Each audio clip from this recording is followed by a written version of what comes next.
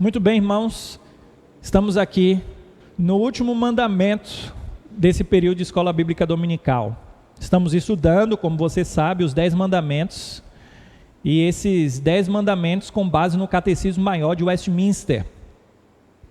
E você que nos acompanhou deve ter sido enriquecido com os nossos estudos e desejamos que nesse último estudo não seja diferente. Semana que vem vamos trazer algo novo e que o Senhor nos abençoe através do conhecimento das verdades bíblicas.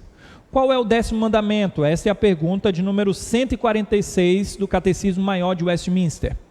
Nós poderíamos resumir com não cobiçarás, mas há uma extensão quanto a este mandamento, né? Nós não devemos cobiçar coisa alguma, mas o mandamento fala que nós não devemos cobiçar a casa do nosso próximo, nem desejar a mulher do próximo, nem o seu servo, o seu escravo, nem a sua serva, nem o seu boi, nem o seu jumento, nem coisa alguma que lhe pertença. Hoje, alguém pode dizer, não tem escravo, então eu não desejo escravo de ninguém, né? Jumento, vou desejar jumento dos outros? Isso era daquela época. Hoje as pessoas desejam o quê? A casa, o carro, e tantos outros aspectos mais. Então, toda cobiça é pecaminosa e ela precisa de um antídoto. O antídoto contra o pecado se chama Evangelho. A lei coloca o dedo na ferida, a lei aponta para Cristo. O Evangelho restaura o homem, e o Evangelho restaura o homem para que esse viva de acordo com a lei. Portanto, a lei não está em guerra contra o Evangelho, muito pelo contrário, a lei caminha junto com o Evangelho, porque se nós não conhecêssemos a lei, nós não saberíamos que éramos pecadores. A lei aponta para Cristo, e Cristo é a boa notícia de salvação, o Evangelho. Portanto, a pergunta de número 147 vem nos seguintes termos: quais são os deveres exigidos no 10º mandamento? E lá fala sobre contentamento na sua resposta. Os deveres são um pleno contentamento com a nossa condição. Como é interessante falarmos sobre isso. Contentamento. Muitas pessoas estão insatisfeitas com o que têm. E não é por causa da quantidade do que se tem, ou da natureza do que se tem. Mas mesmo que a pessoa conquiste mais alguma coisa, mesmo que a pessoa cresça, ela ainda assim pode se sentir incontente, infeliz. O contentamento perpassa pela ciência de que aquilo que nós temos é dádiva e não um dever.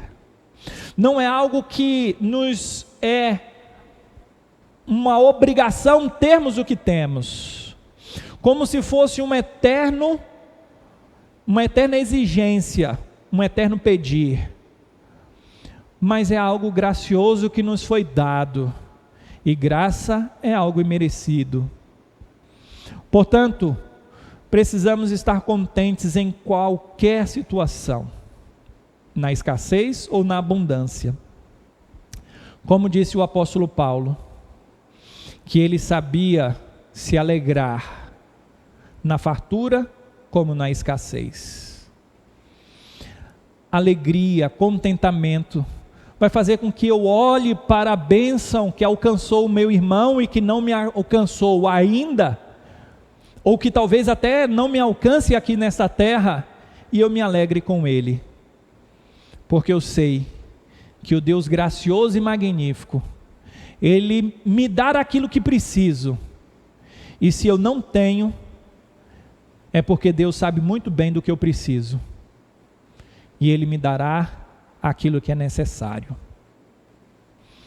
Portanto, o contentamento é importante, e é exigido de acordo com esse mandamento. Mas além desse contentamento com a nossa condição, é também uma disposição caridosa da alma para com o nosso próximo. Porque na contramão da cobiça está a dadivosa mão que oferece e que oferta para o outro.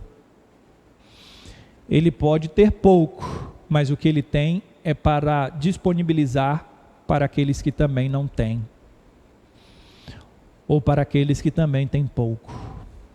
Nós precisamos estar satisfeitos, e essa satisfação tem um desdobramento na bênção de darmos a outros aquilo que temos.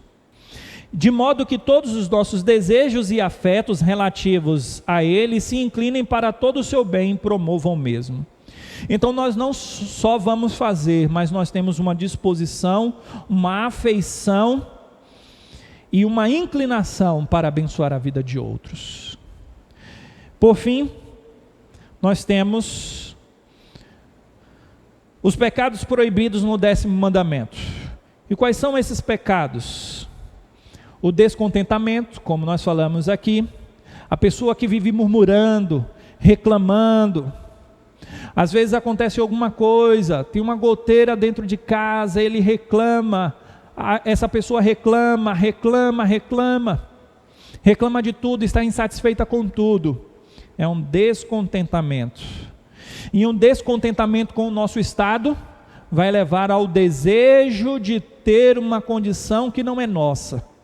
Nós sempre vamos ficar olhando para o próximo e vamos achar que a grama do vizinho é mais verde do que a nossa e que eles são melhores do que nós.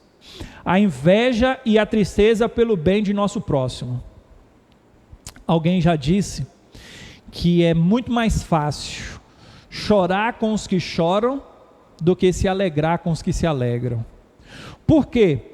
Porque quando você vê a alegria do outro, você é tentado a desejar aquilo que está na vida do outro. Por isso nós devemos tomar cuidado com o nosso coração, como o Senhor Jesus disse, que do coração é que procede os assassinatos, os roubos, o adultério e tudo que é pecaminoso. Portanto, nós não devemos ter tristeza quando olhamos o outro se dando bem. Assim, nós devemos buscar o bem do outro. E o que é proibido é, portanto, a inveja e a tristeza pelo bem de nosso próximo, juntamente com todos os desejos e afetos desordenados para com qualquer coisa que lhe pertença. Então, olhar para um celular, olhar para algo que pertence ao nosso próximo e desejar ter um afeto por aquilo é algo desordenado e pecaminoso.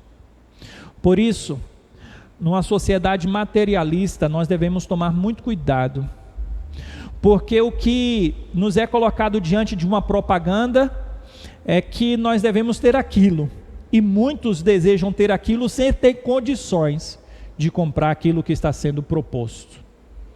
Portanto, a cobiça é destruidora. Não permita que entre no seu lar a destruição através da cobiça. Não olhe para os filhos dos outros e pense que você é infeliz pelos filhos que você tem.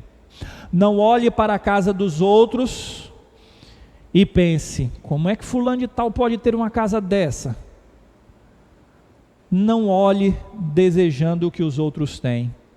Não olhe para a esposa, para o marido do outro e diga, queria ser como um fulano de tal, que tem a esposa tal, ou que tem um esposo assim.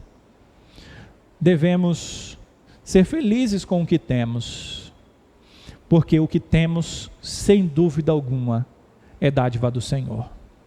Portanto, que você se contente, caso você ande de bicicleta, a pé, ou num carro usado e já um pouco velho.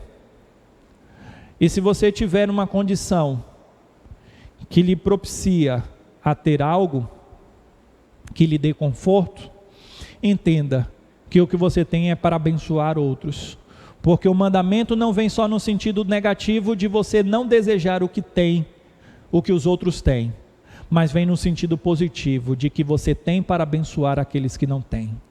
Então, Ofereça carona para aqueles que não têm. Se coloque à disposição para servir o outro com seus bens. Que Deus nos abençoe e que Ele nos ensine não somente a ter, mas a nos alegrar com o que temos e também com o que nós não temos. Porque o Deus e Pai que nos ama, Ele dá boas dádivas aos seus filhos. Nós que somos filhos do Senhor, temos exatamente aquilo que Deus quer que nós venhamos ter. E se nós ainda não temos e um dia teremos, no tempo certo Ele nos dará, para a glória dEle e para a manifestação do Evangelho neste mundo. Que Deus os abençoe e que Ele nos firme no conhecimento dEle e da palavra dEle e na satisfação. Vamos orar? Oremos. Magnífico Deus, o Senhor verdadeiramente é o nosso pastor, e não vai nos faltar aquilo que é necessário para a nossa vida e para a nossa piedade. Se achamos que algo nos falta, é porque nós não entendemos ainda o que realmente é valioso para a nossa vida. Porque o Senhor, sendo um bom Pai, nos dá aquilo que nós necessitamos. E se achamos que nos falta algo, é porque ainda nós não entendemos que de fato não nos falta coisa alguma. Primeiro, porque o maior bem que nós podemos ter é o próprio Senhor e a salvação que o Senhor tem para nós. Portanto, Deus, dá-nos coração agradecidos, dá-nos satisfação, dá-nos contentamento, porque a verdadeira felicidade não consiste nos bens que a pessoa tem, mas consiste na certeza de que o Senhor é a nossa alegria mais profunda, é o nosso contentamento duradouro e eterno. Que amemos ao Senhor sobre todas as coisas, e assim entenderemos que nada nos falta, e que o Senhor nos dá dia após dia aquilo que temos necessidade. Que o Senhor nos dê lições a partir daquilo que temos, e a Tua palavra é o que nós mais desejamos. Ensina-nos da verdade, Senhor, e firma-nos na verdade. A Tua palavra é a verdade. Oramos em nome de Jesus. Amém. Deus abençoe a todos. Espero que você tenha sido abençoado com o ensino dos 10 mandamentos, segundo o Catecismo Maior de Westminster. Semana que vem traremos um estudo novo com a graça do Senhor Deus, se assim Ele nos permitir. Um grande abraço. Deus abençoe a todos.